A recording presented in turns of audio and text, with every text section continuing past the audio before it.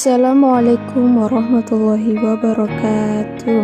Baik, pertama saya akan memperkenalkan diri. Perkenalkan, nama saya Putri Dendra Pratiwi, kelas D atau 4 NIM 22040450137, jurusan Psikologi Pendidikan dan Bimbingan, Prodi Bimbingan Konseling.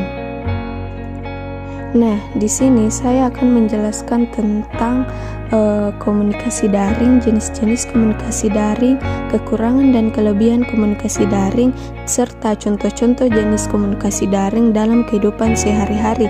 Dosen pengampu Suciana Latif, SPD, MPD. Mata kuliah keterampilan komunikasi. Nah, pertama saya akan menjelaskan tentang pengertian komunikasi daring. Apa sih pengertian dari komunikasi daring? Komunikasi daring adalah istilah daring merupakan segala sesuatu dilakukan secara online. Daring adalah singkatan dari dalam jaringan, merupakan sejenis komunikasi yang bisa dilakukan dengan modal ponsel, laptop, komputer, tablet, dan internet. Dengan kata lain, komunikasi daring adalah cara berkomunikasi di mana penyampaian dan penerimaan pesan dilakukan dengan atau melalui jaringan internet. Komunikasi yang terjadi di dunia semu tersebut biasa disebut sebagai komunikasi di dunia maya atau cyberspace. Baiklah, saya akan melangkah ke jenis-jenis komunikasi daring.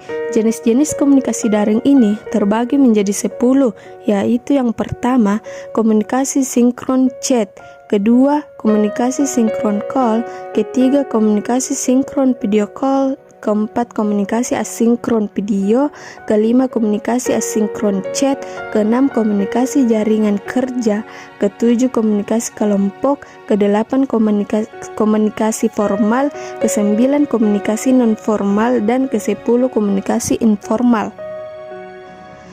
Apa sih kelebihan dari komunikasi daring? Kelebihan dari komunikasi daring yaitu komunikasi daring lebih efisiensi waktu. Kok bisa ya? Coba kita bayangkan, saat ingin mengobrol atau berkirim pesan, kita tidak perlu membuang waktu dengan melakukan perjalanan. Pesan dan komunikasi bisa disampaikan pada saat itu juga. Dalam hitungan detik, kedua pihak dapat berkomunikasi meskipun pada lokasi yang berjauhan. Kedua, komunikasi daring dapat dilakukan kapan saja, di mana saja dengan syarat mempunyai sarana atau komputer dan terjangkau koneksi internet. Setiap pengguna dapat melakukan komunikasi di mana saja. Ketiga, komunikasi daring lebih efisiensi biaya. Mengapa? Karena komunikasi daring tidak perlu harus bertatap muka berkomunikasi, sehingga Anda akan dapat menghemat biaya transportasi. Keempat, komunikasi daring terintegrasi dengan layanan TIK. Itu artinya Anda bisa memanfaatkan layanan teknologi informasi dan komunikasi lainnya seperti berbagai presentasi, dokumen, dan lainnya. Komunikasi daring ini greater meningkatkan intensitas berkomunikasi. Maksudnya, greater bahwa komunikasi daring dapat mendorong orang-orang yang semula pasif atau diam saja di dunia nyata bisa aktif berkomunikasi di dunia maya.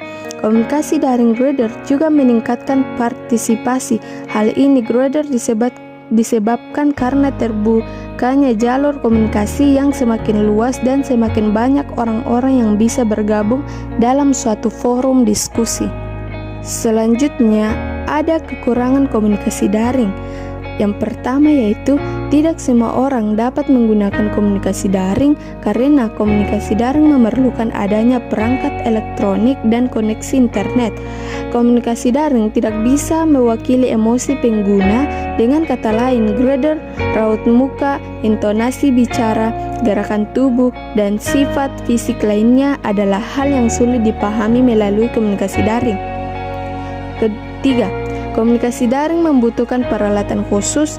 Peralatan yang dimaksud adalah hardware dan software yang bisa didapatkan pada komputer dan smartphone.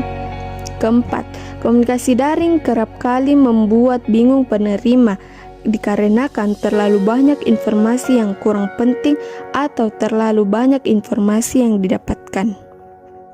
Selanjutnya, adapun contoh komunikasi daring dalam kehidupan sehari-hari. Dalam jenis komunikasi daring, tentunya saya pernah menggunakan atau melakukan semuanya, tetapi dalam proses belajar, saya hanya menggunakan yang namanya jenis komunikasi kelompok, di mana dilakukan secara berkelompok atau grup yang terdapat beberapa orang di dalamnya. Biasanya, jenis komunikasi ini terbentuk dalam platform. Komunikasi kelompok memudahkan dalam menyebarkan informasi yang dikhususkan untuk sebuah kelompok sehingga langsung diterima oleh orang-orang yang tergabung di dalamnya, seperti pada aplikasi yang namanya Zoom dan Google Meet. Contohnya dapat dilihat pada gambar di atas. Baiklah, saya akan memperlihatkan beberapa contoh gambar pada komunikasi daring. Inilah beberapa contoh pada komunikasi daring.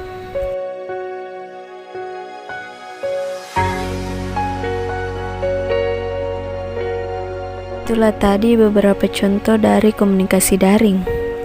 Sekian dari saya, terima kasih dan wassalamualaikum warahmatullahi wabarakatuh.